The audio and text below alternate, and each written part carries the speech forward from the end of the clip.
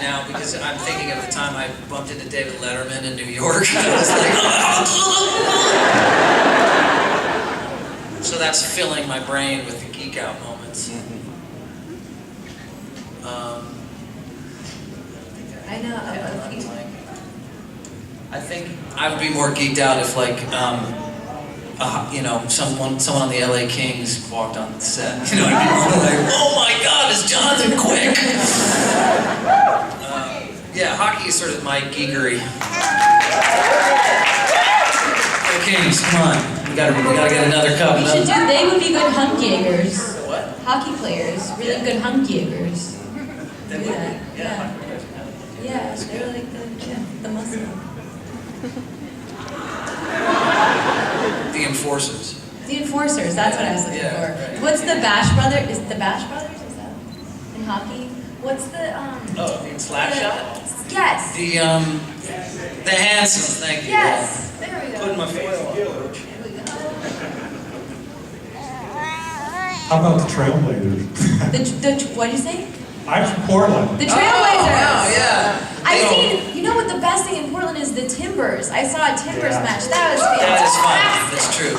Anyway, I was wondering how you guys chose Portland and how much time do you guys actually spend there? Oh, We spend a lot Lots. of time there. I mean, it's like 80-20 Portland home. Portland kind of has become home. I love it there. As David Chintoli says, if you put something down for too long, it'll immediately start to compost.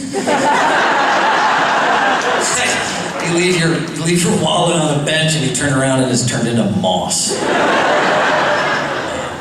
But I love it. I really do. We all do. We feel very lucky, and I think they chose it for the climate and the forest, because a lot of the Grimm stuff took place in the Black Forest. Black.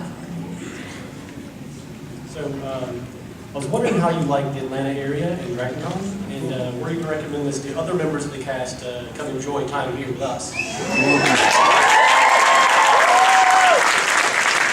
will be here tomorrow because he's shooting today. Yeah, Russell will be here tomorrow. He's working.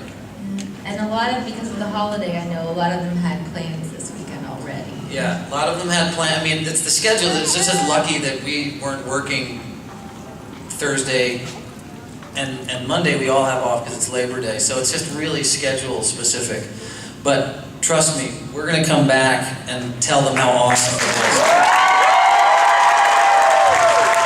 You guys are hot.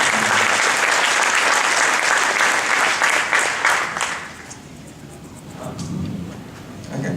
You have some very crazy ideas for your creatures, but what are some of the creatures that are actually based on mythology and which ones are original? Like I know La Llorona is from Latin, and I know the Bunderswine was your interesting twist on the Three Little Pigs, with the pigs being the bad guys. Yeah, the pigs are seeking revenge, you know? Yeah, yeah. We have another El Cucuy is Right. coming up. That's where we're shooting right now. And that's a real legend. That's a real legend, yeah. And There's reference to some Egyptian mythology in the form of like guardian animals that were entombed as guardians. we're doing alligators in the sewers. Right. Which is a children's book, isn't it? There's like Lyle the crocodile or something. Hey man, we're not precious. We'll take whatever story you got, man. What is it like seeing yourselves as Bess and after acting out the part without the makeup and whatnot? It's really cool. Because who else in the pilot got to? Who morphed in the pilot? The two of us. You and did, then the I guy. did. And then the other guy who was, you know, it's okay. It's you know, sometimes it's a little disappointing. I feel like my look changed like every time for a while. I started feeling like they couldn't decide on a full look, which was a little bit like, come on, man. You knew I was going to be around. Like, settle. For me, when they were when we shot the pilot, the FX guys showed the morph, and Summer Glau was the test face. So that was way cooler watching her morph than watching myself morph on television. But I was super grossed out. It was the teeth really are the worst part. Yeah, it's really good. She's got the best. You got the best morph. Has there ever been something that when you've had to touch or something and you've been like, I really don't do? Because you guys put your hands in stuff that's gross sometimes too. Severed limbs. Yeah. It always goes back to dismembered limbs with you. And there's some black blood, some eyeball. There was a birth of the Gluin folk. That was pretty grisly.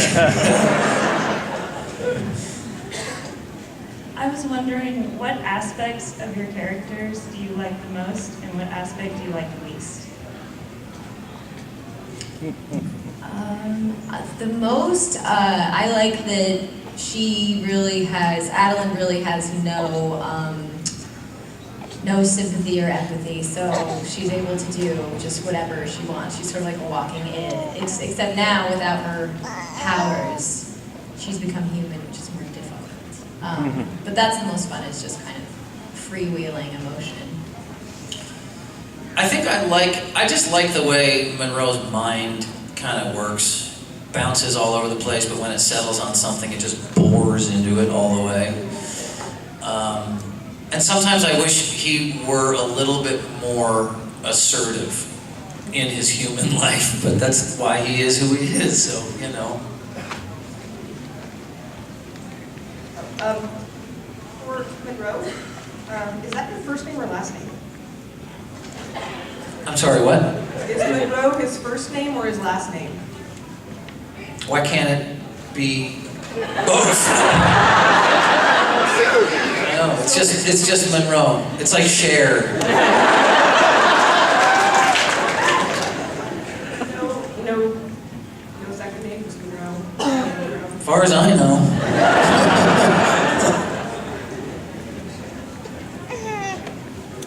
Hi. I enjoy the show so much. I think it's so smart, and the characters, I've just grown to love them and enjoy them so much. But I wonder, I was going to ask this of Claire, but I think it probably applies to both of you. How it feels to play evil characters and scary characters. Like, even though I know it's acting, I still sort of half expect Claire to transform. Like, Hex and Beast are terrifying. Like, after those first few episodes, I still would like seeing Hex and Beast like in crowds wherever I went. I knew so many in high school.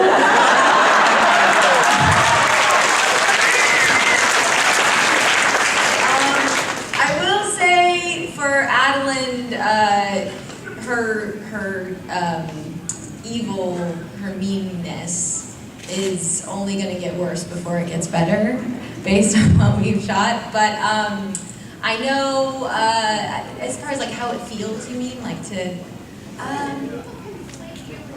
Yeah, I do like it, walking around, when people come up on the street, there's definitely a little bit of a,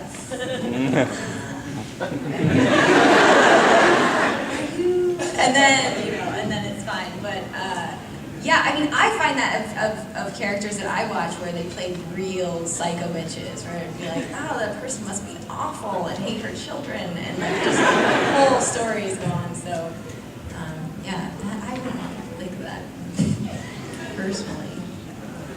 I definitely remember when we first started working on the show, I would walk around and be like, oh, that's a Bauerschwein. That guy, Lausenschlamm. Because that's what's fun about the show, like I was saying earlier, is it's one world, and it's our world. Like, look around you, and you'll see that there are these types of people that live in the world. They live among us. And it's only that the Grimm sees them for what they are, and we, as humans walking around, don't have that capability. It's almost like having a psychic power, or having like the ability to immediately assess a person's character in a way. Pretty good for a detective to have that. But yeah, they're out there. Hey, so my question is, you do a lot of research into different legends and urban legends and mythology. So a lot of that has some kind of kernel in truth, back in history. So when you do all of this research, does it ever freak you out as people? Like when you go home and you're walking up your steps at night, you go to put your key in the door and you hear something behind you, does all of that come back? That's been there so hardcore since I'm afraid of everything, so. I mean, but actually, like, less afraid that someone would crawl into my window and assault me than I am that a ghost would slip in unnoticed and, like, rape me in my sleep. So. I, on the other hand, am afraid of nothing. I'm not scared of,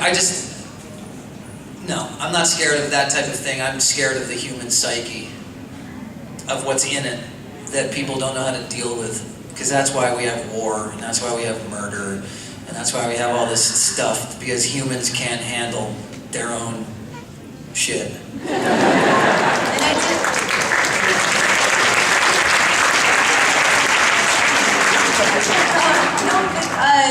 I did a lot of research about psychopaths. And that's what's really scary too, is because there's actually something, a glitch in the brain, where they do have knows and they know it. And there's nothing, they can't really be rehabilitated, according to the books I read at least. So that. Yeah. Didn't some woman just write a book that's like, I'm a psychopath? And ooh, I don't know, but I read that one. Yeah, and it's like, she didn't kill people, she just had no, would you like break up with boyfriends and like walk away? And they'd be like broken men, and she'd be like, oh, I gotta go get a hamburger. And they're also charming, that's the thing. Yes. So manipulative. You should look for this book. I forget what it's called, but the it's... psychopath test is the most recent one I read. That's on like New York Times bestseller poster. Right. Like I said, they're out there. So my question is actually for both of you, kind of as people and as actors, not necessarily as your characters. Especially in such a specialized type of TV, like sci-fi and fantasy, a lot of times actors in those shows will watch other shows in that same genre to be inspired. So my question is, do you guys have other shows that you just love to watch? And if you could guest star on any shows, what would they be? Orphan Black, have you guys seen this? I'm so completely floored. Do you know this show? I've never heard of it. She plays, so the lead act, so it's about clones. It's just a great concept, the whole thing is great. But the lead actress plays, well, at any given moment, like usually at least 4 different people. So she's acting with herself the entire time. It's insane. Where is it? BBC America. Okay. Yeah. That one was great. I'm a Doctor Who fan. I told one of you guys that I just met someone whose name was Daleks. And I said, like, do you know what that means? He's gotten that, obviously. But yeah, excited about the new Doctor. Amy Pond's my favorite. Yeah. What about you? I don't have a lot of, I mean, this is probably going to be disappointing, but I've not been a big fan of specific, I hate this word, it's so generic and lame, but genre, they call it genre shows, do you know what I'm talking about? Yeah. I don't like that title because it doesn't say anything. Like, what genre? But lately, I got very into Battlestar Galactica. That is some quality television. And then Game of Thrones, of course. But as far as doing the show, I like to look at it as real, I don't like to think of it, I don't think of it in terms of sci-fi or fan. It's just real. It's just, this is my life. This is my life. I'm this guy, and these are the people in my world, and let's go grab a coffee. You know what I mean? Like, it's, that way it stays super rooted in reality. Hi, my question is for Silas. When they were deciding what kind of hobby for you to have as Monroe, did they just draw it out of a hat and thought, clockworking, or did you have interest in timepiece, or did it just go well with red wine and vegan steaks? Yes, right. I don't know that those things actually go together. Makes it kind of like vegan steaks, red wine, and clock making. be hard to kind of draw a line between those things that wasn't really circuitous. But here's my theory. My theory is that clockmaking requires an enormous amount of patience and focus and calm and deliberate kind of behavior, which is in opposition to the rabid, crazy inner madness that I would display if I weren't a vegan or I had these things to do to keep my act together. So that's my theory. I think they were probably, and maybe this is accurate or not, but it works for me, so that just finding something that required that type of focus to keep the blue bod in the cage.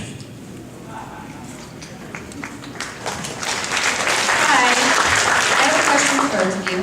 Grimm being a very serious kind of show, can be kind of dark. Is there somebody on set who just cracks you up every single day? Is it one of you? It's David. That dude is funny. He's a weirdo. He's awesome. Yeah. He is about the driest sense of humor, too. You don't realize you're the butt of his joke until everybody else around you is laughing. And he'll just, like, when I first met him, we were working, he would just random stuff just out of his mouth. And he'd be like, just saying words, man. Don't pay any attention to me. Just saying words. Yeah, he's a good guy. Hi, I'm Corey. Question was, I understand that most of you guys have different jobs on the set, so like the question before. I noticed that one's a clockmaker, one's a potion maker, one's a cop. What do you guys do off the set